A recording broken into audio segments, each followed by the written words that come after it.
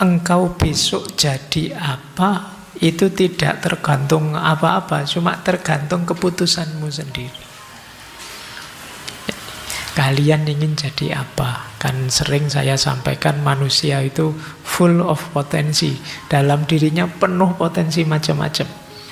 Kalian putuskan mau jadi apa, itu pasti kalian bisa. Dan seperti itulah masa depanmu. Kalau kamu tidak narget dirimu apa-apa, ya kamu tidak jadi apa-apa. Tapi kalau kamu ingin jadi sesuatu, ya seperti itu nanti engkau akan menjadi.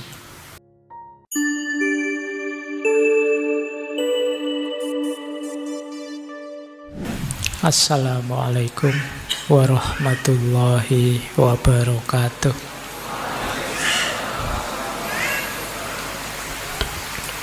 Bismillahirrahmanirrahim. Alhamdulillahi rabbil alamin. Wa bihi nasta'inu ala umurid dunya waddin. Allahumma sholli wa sallim wa barik ala habibina wa syafi'ina sayyidina wa maulana Muhammadin wa ala alihi wa ashabihi wa man tabi'ahum bi ihsanin ila yaumiddin. Amma ba'du. Kita lihat ya beberapa quote yang nyambung dengan resolusi. Misalnya ini, Ralph Waldo Emerson, dia bilang, the only person you decide to become is the person you decide to be.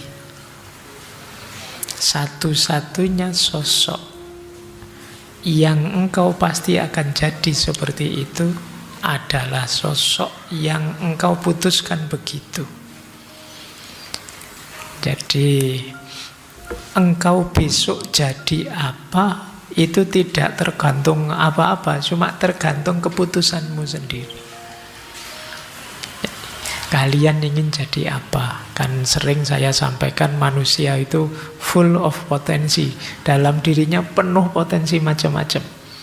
Kalian putuskan mau jadi apa, itu pasti kalian bisa. Dan seperti itulah masa depanmu.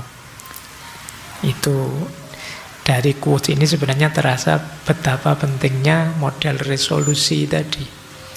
Kalau kamu tidak narget dirimu apa-apa, ya kamu tidak jadi apa-apa. Tapi kalau kamu ingin jadi sesuatu, ya seperti itu nanti engkau akan menjadi. Jadi the only person you are destined to become is the person you decide to be. Satu-satunya sosok seperti apa nanti takdirmu, ya seperti itulah keinginanmu. Jadi inginkanlah. Sering saya bilang kelemahannya teman-teman yang masih muda itu biasanya abai tujuan. Hidupnya masih ingin senang saja, ingin nyaman saja. Tujuan bayanganmu nanti kalau sudah tua. Nanti lah kalau sudah dewasa, sudah lulus, sudah nikah, sudah baru-baru kamu. Padahal kalau sudah nikah terus kamu merasa wah telat. Sekarang saya sudah sampai di titik ini. Harusnya kemarin-kemarin saya narget diriku.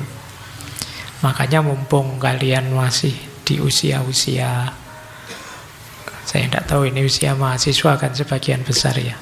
Kalau dari wajahnya masih muda, masih semangat-semangat lah. Meskipun generasi hari ini kan dicitrakan serba pesimis, tapi saya lihat kalian tidak lah ya. Tidak ada bedanya. Optimislah, tetapkan tujuan. Kalian ingin jadi apa? Jangan kalah sama anak TK. Jadi bila perlu kamu tulis besar-besar. Jadi targetku adalah 10 tahun yang akan datang aku harus jadi orang seperti ini. Nah, seperti itulah nanti kalian akan terbentuk. Baik, di situ pentingnya resolusi. Ditambahi kalimat dari Covey, Stephen Covey. Kata dia, I'm not a product of my circumstances, I'm a product of my decision. Aku bukan produk lingkungan sekelilingku, kata beliau. Aku adalah produk keputusanku sendiri. Kan kita sering menganggap bahwa lingkungan, masyarakat, situasi sekitar itu membentuk diri kita. Tapi kata Covey tidak begitu. Sebenarnya yang lebih vital membentukmu adalah keputusanmu sendiri. Pak, kan lingkungan mempengaruhi kita, Pak. Masyarakat mempengaruhi kita. Iya, masyarakat mempengaruhi kita. Lingkungan mempengaruhi kita, tapi keputusan kitalah yang menetapkan saya ikut orang-orang, saya terpengaruh lingkungan atau tidak. Jadi sebenarnya kuncinya di keputusan kita. Maka kalian tidak boleh cengeng kalau merasa salah arah, salah tujuan, terus wah ini lingkungan saya, Pak, masyarakat saya. Tidak. Ya kamu sendiri yang memutuskan tadinya. Wong kamu menolak juga bisa kok. Kamu nawar juga bisa, tapi kamu milih ikut saja, ya seperti itu nasibmu akhirnya. Maka kata Covey, aku bukan produk lingkunganku, aku adalah produk keputusanku sendiri terhadap hidupku. Jadi mari kita mulai, kalau bahasa saya ya, membuat resolusi-resolusi semacam ini, itu bagian kita mulai menseriusi hidup. Ayo mulai agak serius, kalian punya tujuan apa, merancang strategi apa untuk mewujudkan tujuan itu, dan lain sebagainya. Ya memang hidup ini penuh, kalau kata Martin Heidegger, faktisitas-faktisitas yang sering tidak terduga. Tapi betapapun demikian, tidak boleh kemudian membuat kita menyerah saja, mengalir saja. Kata Heidegger, tetap kita harus jadi seorang Dasein, seorang manusia yang otentik versi diri kita sendiri. Jadi meskipun mungkin kita ngalami pahit, kekalahan, kejatuhan, tapi kalau itu semula keputusan kita, keinginan kita sendiri, itu rasanya mantep. Daripada sudah ikut-ikutan orang, keliru, jatuh, kalah, itu lebih pahit. Maka putuskan sendiri hidupmu, pilih, dan apapun nanti konsekuensinya, lebih mudah kita menerimanya. Baik, itu ya, itu Covey. Masih adakah yang saya bawa? Ada Epictetus, Stoik ini ya. Kalau ini sudah ahlinya kalau ngomong tentang tema-tema seperti ini. Kata beliau, first say to yourself what you would be. Pertama, katakan pada dirimu apa jadinya dirimu nanti, and then do what you have to do. Lalu lakukan apa yang harus kamu lakukan. Jadi kalau pas tahun baru kemarin, ya hari ini juga tidak apa-apa sih mau bilang, tahun ini saya harus hafal Quran 30 juz misalnya. Contoh, tidak apa-apa ya. Atau juz 30 misalnya, kalau tidak kuat. Ya kalau tidak bisa semuanya, setengahnya saja. Atau ya 5 surat saja dari juz 30 kan tidak apa-apa. Paling tidak kalau ngimami kan tidak kulhu terus. Biar ada variasinya misalnya. Tidak apa-apa, itu resolusi juga. Jadi katakan pada dirimu kamu ingin jadi apa, dan lakukan yang harus kamu lakukan. Ini Epictetus, Stoik ya. Ada kalimat dari Imam Syafi'i. Beliau bilang, kun alian bihimmatika fa innal qanaata la ta'nil kasal. Jadilah engkau orang yang berkeinginan tinggi, bercita-cita tinggi. Karena sesungguhnya qanaah itu tidak berarti males. Ini orang sering salah paham kan memaknai qanaah itu, ala Pak, hidup ini saya pasrah saja, sudah ada yang ngatur. Terus kalian tidak ngapa-ngapain, itu males namanya. Dan itu bukan qanaah. Jadi qanaah itu keterbukaan jiwamu menerima berapapun bagianmu yang diberikan oleh Allah setelah kamu berikhtiar maksimal semampumu. Nah, targetmu juga jangan yang rendah-rendah, ya targetlah yang tinggi. Jadi bukan target yang biasa aja. Makanya kata Imam Syafi'i, kun alian bihimmatika. Jadilah orang yang bercita-cita tinggi. Bercita-citalah setinggi mungkin. Karena apa? Karena nasib kita seperti apa kita tergantung cita-cita. Jangan beralasan qanaah, kemudian kamu jadi males. Jangan beralasan pasrah terus kamu jadi males. Jangan beralasan semua sudah dijatah, sudah ditakdir oleh Allah terus kamu jadi males. Jadi pandangan kalau dalam Islam tentang takdir, tentang qanaah, tentang ridho itu arahnya tidak membuat kita pasif sebenarnya, tapi maksudnya adalah agar kita tidak putus asa.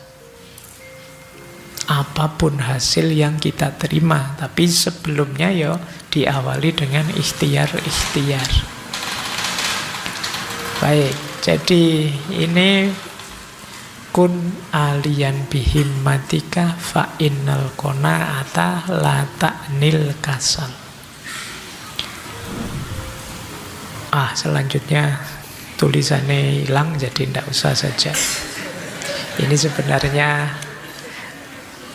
urusan font ya, dari Ibnu Qayyim al-Jauzi. Ini arahnya, pikirannya sama seperti Imam Ghazali tadi. Jangan bercita-cita rendah kalau engkau bisa tinggi. Jadi jangan hanya target 10 kalau kamu bisa 100. Itu sama kayak kalian ditanya, ini kan konteksnya misalnya, kuat enggak kamu puasa sunnah Senin Kemis setahun penuh? Kuat sih, kuat Pak. Ayo berarti kuat, sudah.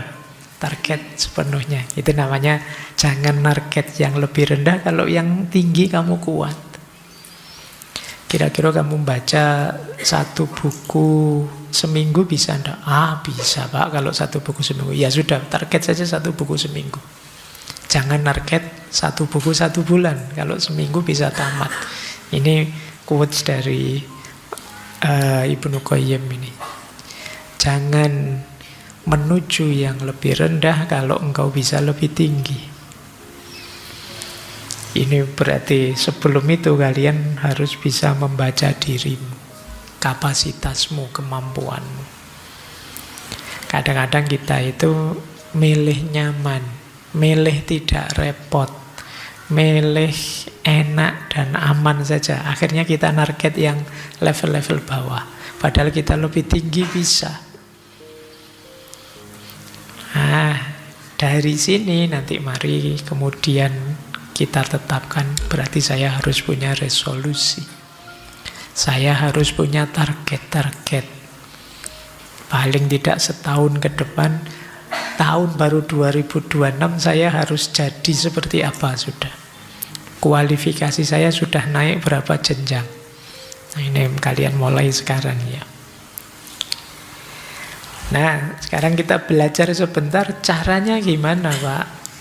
Ada beberapa strategi untuk kita bisa membuat resolusi. Nanti setelah ini silakan teman-teman bikin resolusi sendiri-sendiri. Yang pertama jelas ya, bikin tujuan. Tetapkan tujuan. Diingat-ingat tujuan yang spesifik, jangan yang umum. Kalau umum biasanya tidak jalan. Kamu cita-citanya jadi apa? Jadi orang yang berguna Pak, bagi nusa, bangsa, agama, dan orang tua. Wis itu alamat gak melaku mesti. tujuanmu terlalu umum. Jadi bikin yang spesifik, nanti ada rumusnya. Pak, saya target biar kualitas diri saya meningkat. Tahun ini saya harus menamatkan misalnya 10 buku filsafat pokok, 10 komik, 10 misalnya, kan boleh. Itu kan bisa diukur. Jadi bikin target yang spesifik, jangan yang umum. Saya ingin jadi orang yang lebih soleh, Pak. Ini terlalu umum. Spesifiknya, ya saya ingin sholat 5 waktu saya full, Pak. Tidak bolong-bolong lagi. Ini lebih spesifik. Jadi jangan membuat resolusi yang umum. Biasanya tidak jalan. Kalau kalian, Pak, saya ingin jadi anak baik. Nah, itu berat. Mesti tidak jalan nanti. Jadi bikin target yang spesifik. Kemudian buat rencana bertahap. Apalagi kalau resolusi kita besar. Jadi kalau teman-teman ingin menguasai skill apa, itu bertahap. Bulan pertama bisa apa, bulan kedua bisa apa, bulan ketiga bisa apa. Sehingga nanti 12 bulan terwujud seperti yang kita inginkan. Kayak tadi, Pak, saya ingin hafal juz 30, Pak. Berapa surat di juz 30? Januari harus hafal berapa surat, Februari berapa surat, nanti sampai Januari 2026 tuntas, hafal semua juz 30. Nah, ini ada tahapan. Saya ingin lulus kuliah, skripsi selesai, ujian dan wisuda, Pak, di tahun ini. Kalian harus tetap punya target. Oh, berarti bulan depan saya harus sudah seminar, kemudian bimbingan 1 semester sekitar 6 bulan setelah itu. Ini namanya ada tahapan. Biasanya kalau tidak ada tahapan, kalian kebingungan sendiri, mulainya dari mana, melanjutkannya bagaimana.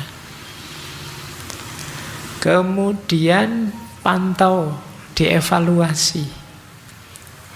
Lebih enak punya jurnal seperti ini, punya catatan sendiri atau online saja, notes-notes di HP kan banyak aplikasi-aplikasi.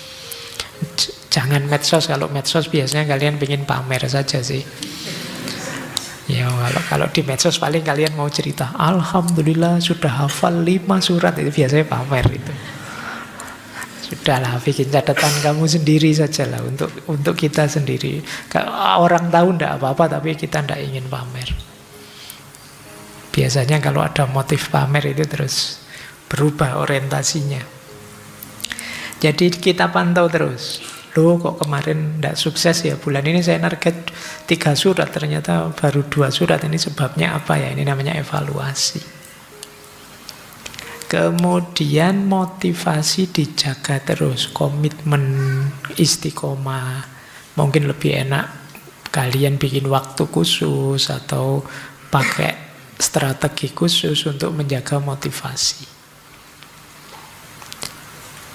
Mungkin saja ada hal tak terduga, situasi luar biasa. Tidak masalah kalau kalian berkompromi, menyesuaikan resolusimu. Pak, tidak disangka ternyata saya pinginnya sih lulusnya setahun depan, ternyata tahun ini sudah diancam DO ya, Pak. Terus, nah itu harus diatur lagi. Wah, berarti tidak jadi hafalan Qur'annya. Saya pending ya, Pak, untuk ngurusi skripsi yang tahun ini, boleh.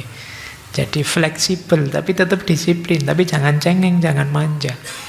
Jangan karena alasan sepele, alasan simpel, terus resolusi kamu kompromikan. Pak, saya sudah target setiap habis Isya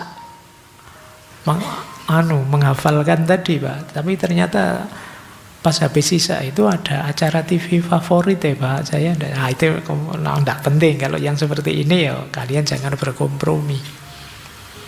Jadi ini fleksibel tapi tetap disiplin. Kemudian rayakan capaian kecil. Rayakan capaian kecil itu, alhamdulillah sudah hafal 1 surat. Beri hadiah dirimu. Kalau biasanya di angkringan habis 2, sekarang boleh 3. untuk diriku khusus. Nah ini memberi reward, memberi hadiah.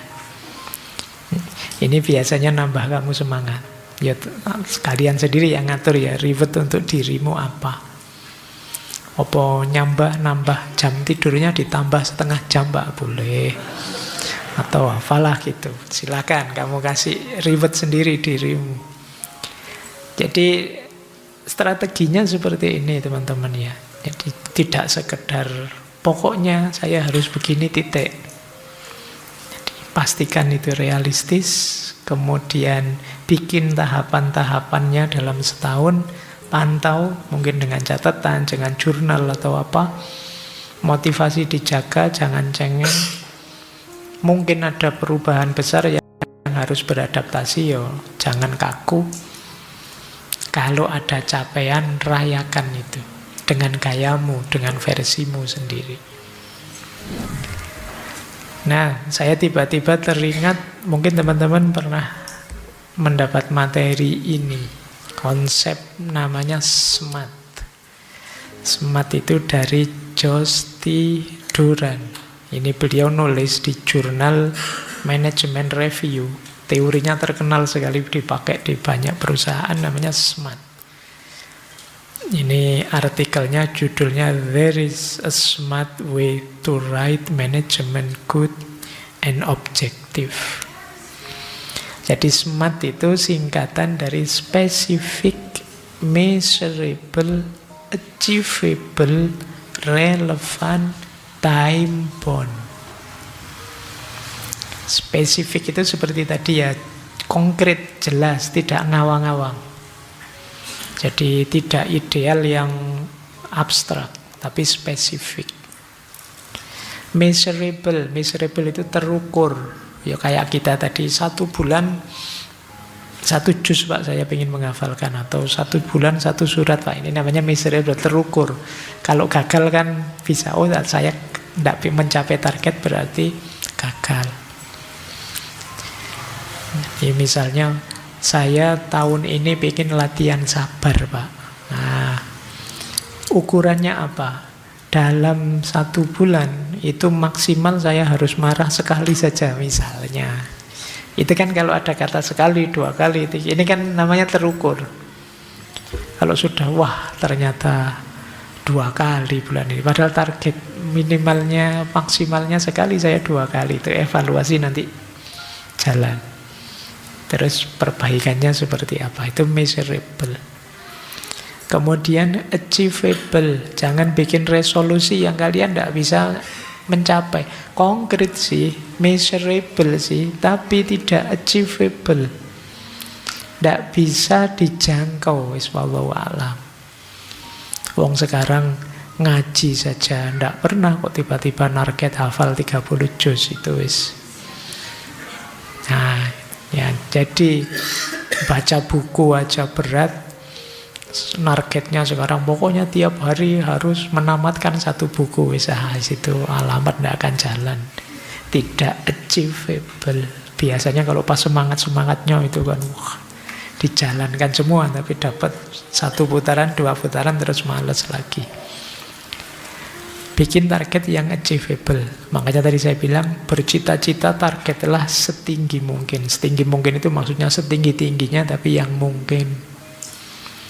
Jadi bukan yang tidak mungkin. Oke, setelah itu relevan. Relevan itu nyambung, relate dengan hidupmu, bermakna, ada gunanya. Jangan bikin resolusi yang tidak ada gunanya, tidak penting sama sekali. Nah, misalnya apalah, mungkin kalian bikin resolusi yang ini gunanya apa tuh ya?